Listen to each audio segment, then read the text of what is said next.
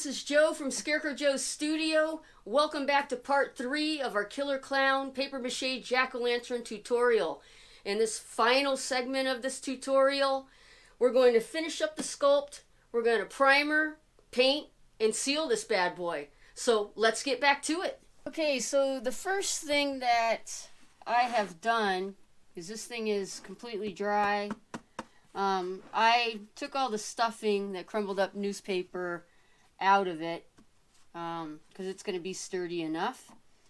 Be careful when you are taking out your crumbled newspaper not to dislodge your teeth, otherwise you may have to go back and glue them back on, which is not a big deal, but that's just something to be mindful of. The main reason that I decided to take the crumbled newspaper out was because when I get to this portion up here where the teeth are, I have to get in and underneath around the teeth with some clay, and you wouldn't be able to do that with all that crumbled newspaper piled up in there.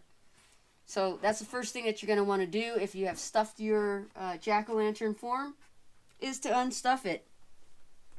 We're going to continue the sculpt. So in this first section of the part 3 tutorial, the only things that you're going to need is your paper mache clay, your paper mache paste, your whatever sculpting type tools that you're going to be using, and a couple of paintbrushes, smaller paintbrush, and then a little bit of a larger paintbrush for smoothing over the clay. So I think what I want to do here, so I'm going to start at the top, and I'm just going to start layering on some more clay just to kind of bulk up the top area, give it a little bit more interest. Now this jack-o'-lantern form that I'm working with or on, as you could probably tell, it's not completely symmetrical. He's a little cockeyed, but that's fine. I actually like that because I think it makes it a little bit more interesting. But I do want to just bulk up here a little bit more.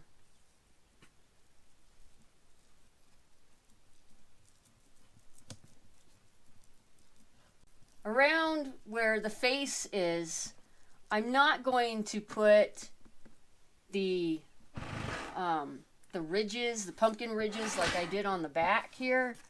I want it to be mostly flat, except for some of these areas where I'm going to build up some more, give it some more definition.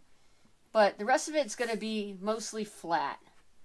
So I'm just going to start layering in a thin layer of clay around or on the newspaper surface,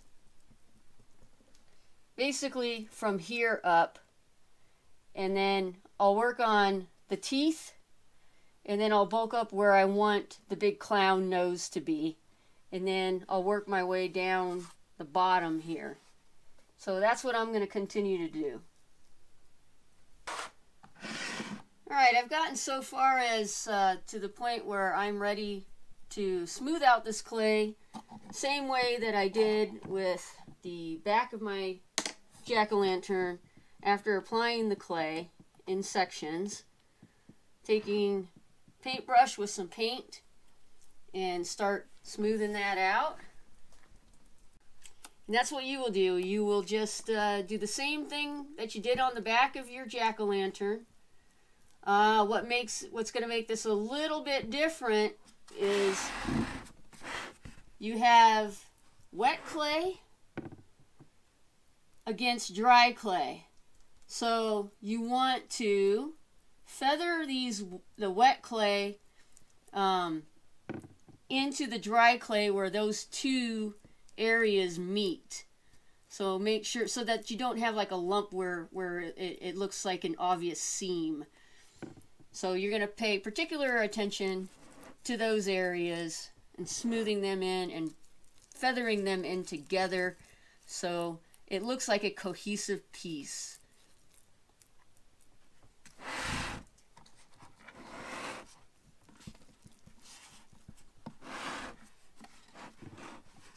Okay, so I've got that paste on there. I've got that paste on there with the paintbrush. And to smooth this out even farther, I'm going to take my little sculpting tool.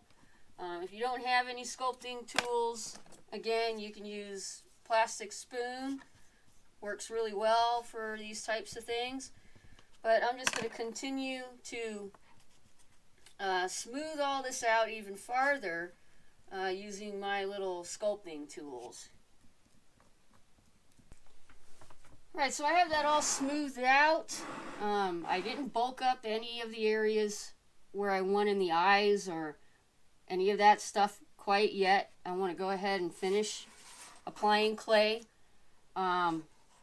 Starting from this point around the teeth and down. I'm going to pay particular attention around the teeth. Make sure that I get clay over these teeth and in between them, so that these teeth are not just going to be stuck on there with the hot glue. That clay is really going to hold them in place permanently so that they won't break off easily. So that's what I'm going to do. I'm just going to go ahead and continue that. And in these areas in between the teeth, I'm just going to I'm taking little pieces of clay at a time.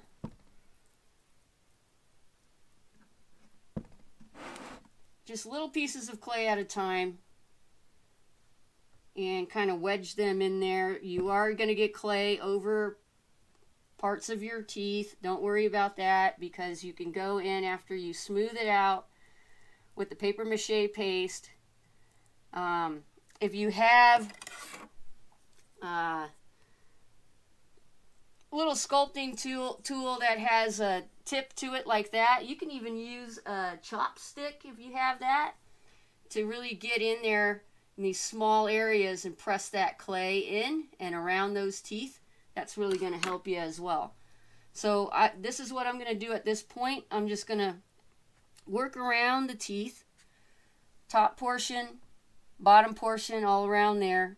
I'm going to get the clay all the way down in here, smooth it all out, and then I'm going to go in and really look at it at that point once it's all covered, all the raw newspaper and the teeth here are covered in clay, and make some decisions on what areas I want to bulk up to make them more three-dimensional.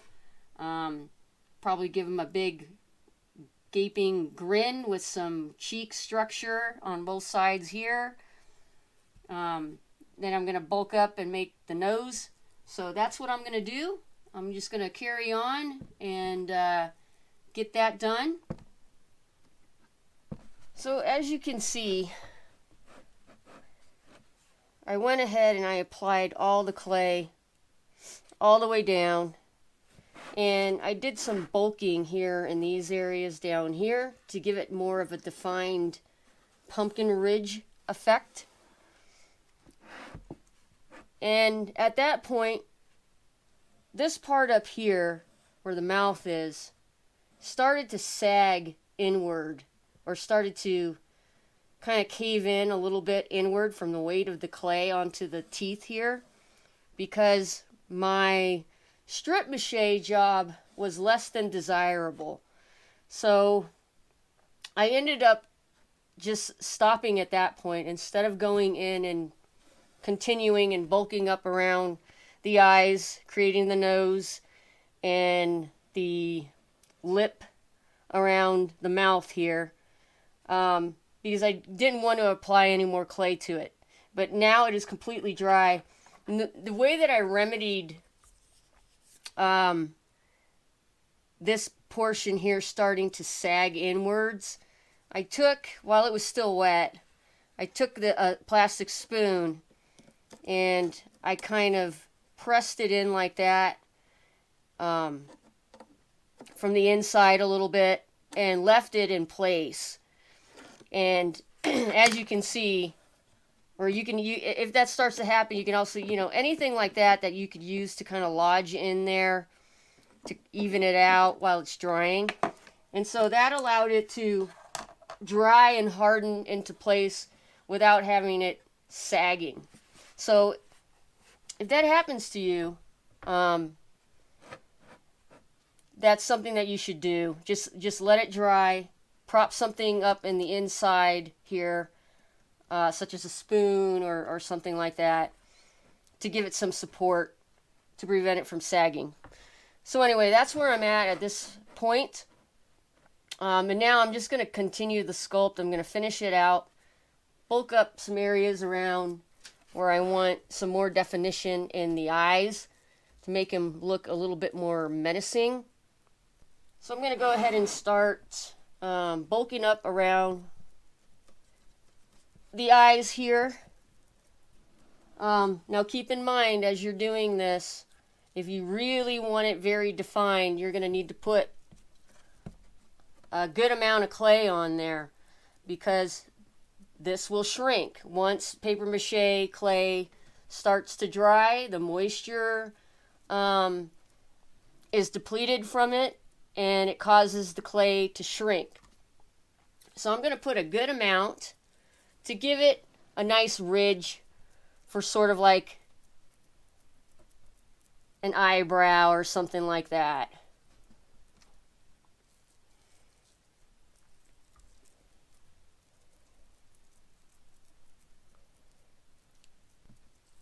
This will make it look a lot more three-dimensional than just having that flat surface on there. Now I'm just going to taper it.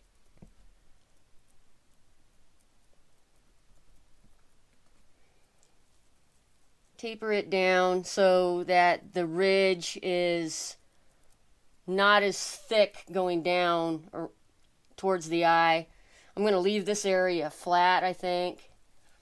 I'm going to do the same thing on this other eye.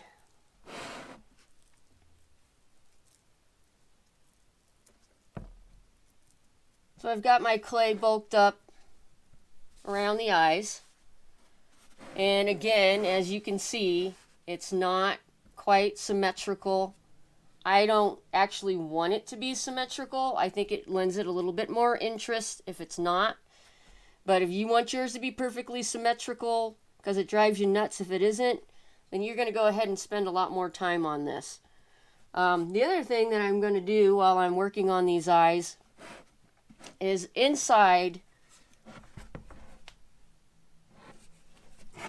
these areas here where my strips of thin flexible cardboard meet, I have some gaps up in there, anywhere that they meet. So I'm going to go ahead and I'm going to take a tiny bit of clay and I'm going to press it into each of the sections of these thin flexible pieces of cardboard where they were cut and then joined with the hot glue. That way, when you go to paint it, you're not going to have those seams that are in there that are clearly identifiable as seams. So that's what I'm doing. I'm just going in, applying a tiny bit of clay in all of the areas where there is a seam. Now I'm going to go in with my paste, as usual, in all of these areas where I have bulked up. I'm going to apply my paste over the wet clay, smooth it out,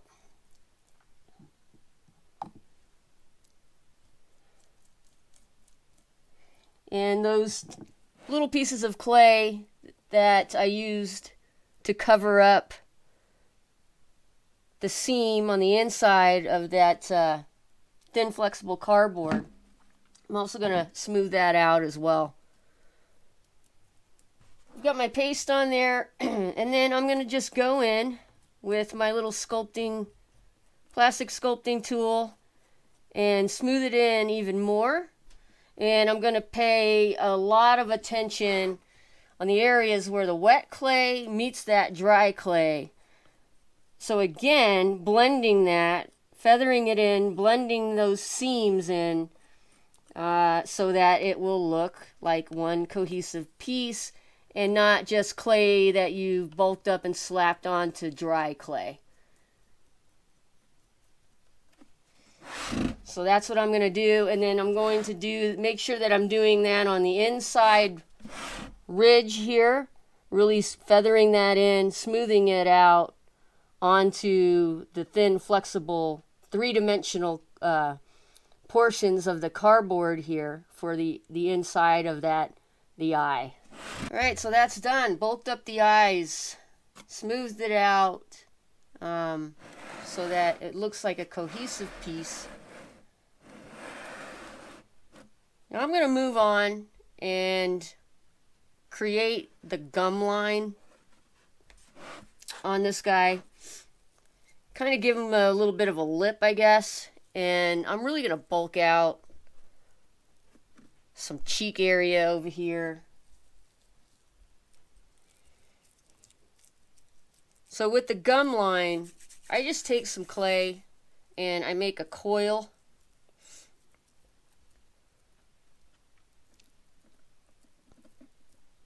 And I'm just putting a coil around the rim of the teeth here.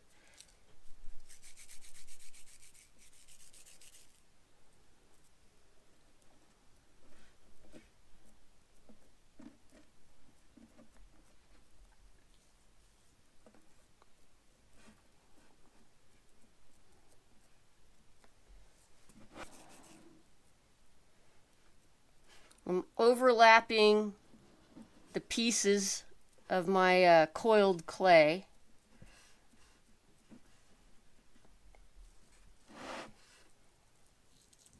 And I'm not worried about making this completely symmetrical. But if that's what you desire to do, you're going to spend more time on this, of course, to make sure that your coils of clay that you're applying are all the same thickness.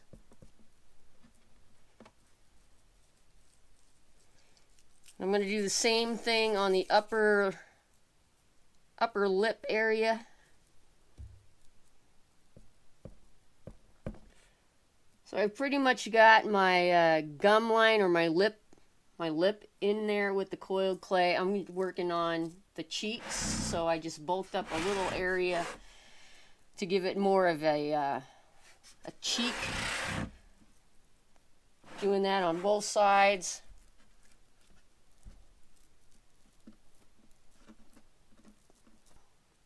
Really thicken up that area for the cheek because I want it to be pretty pronounced.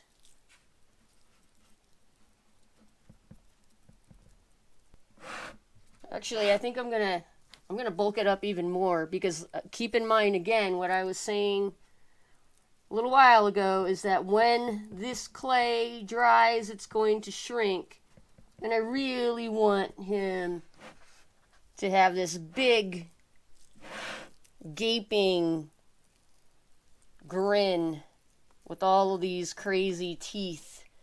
So I want it to be very, very pronounced.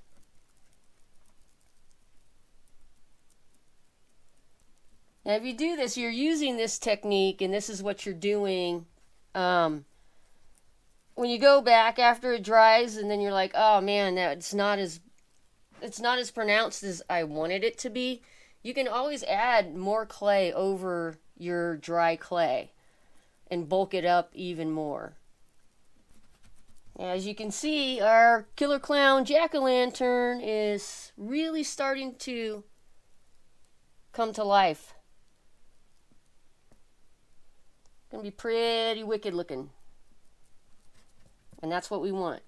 Alright, so I think I've got it to the point where it's bulked out enough. And once again, I'm gonna go in with my paste. Smooth out the clay. After I smooth it out with the paste, And I am going to pay, again, particular amount of attention on the areas where the wet clay meets the dry clay so that we don't have this seam.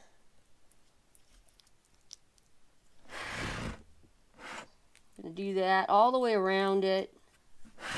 And then I'll go in with my my little sculpting tools here and smooth it out even farther. Now I got these, in case you're wondering, it's nothing fancy, these little sculpting tools that I'm using. It comes in a set of 3. So you get this, and this that has like a rake type pattern on it. I got these at Michael's craft store, and they were pretty cheap. I think they were only like $7 or something like that. But they really come in handy. They're plastic, so the clay does not stick or adhere to the sculpting tool.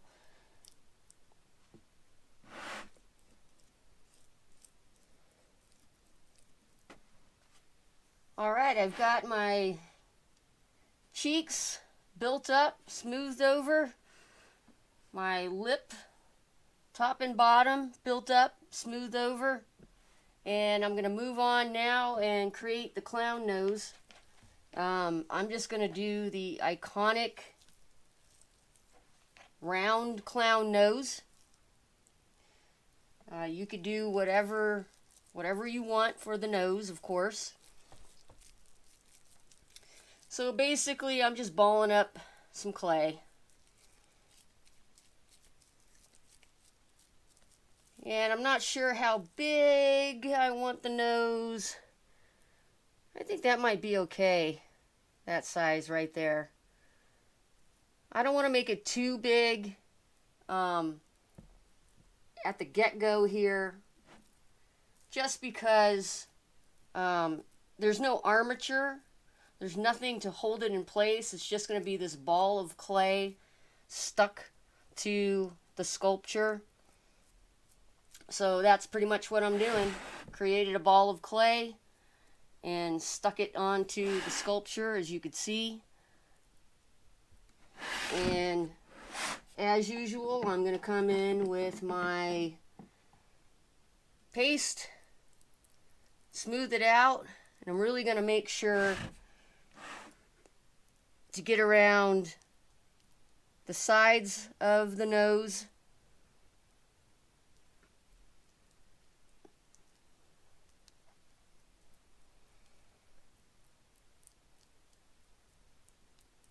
And take my handy little sculpting tool, smooth that out.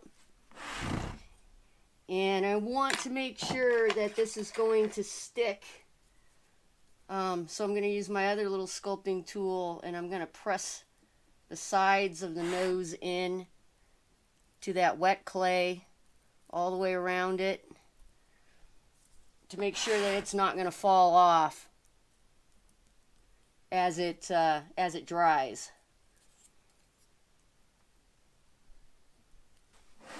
All right, there you have it.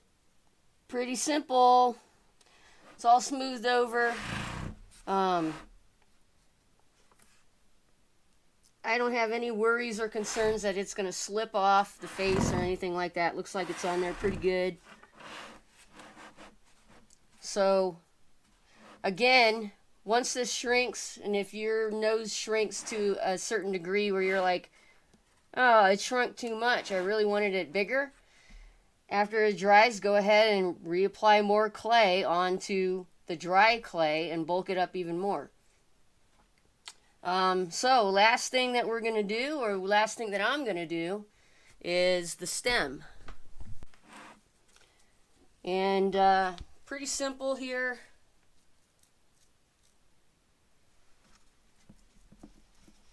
Just going to apply clay around the cardboard tube.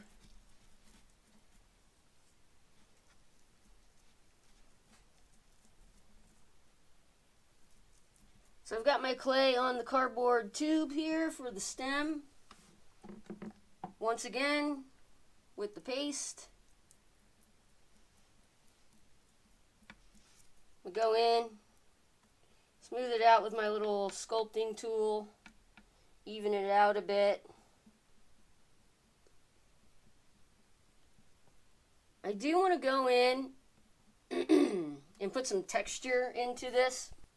I'm just going to take the end of my little sculpting tool and I'm just going to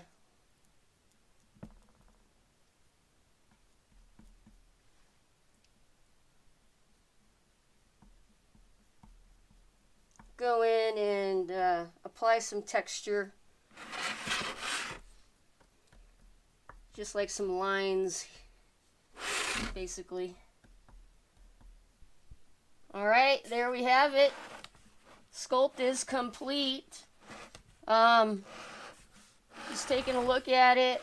I'll tell you what, I'm not completely happy with the amount of the ridges. I think I want, like, this one's kind of flat looking.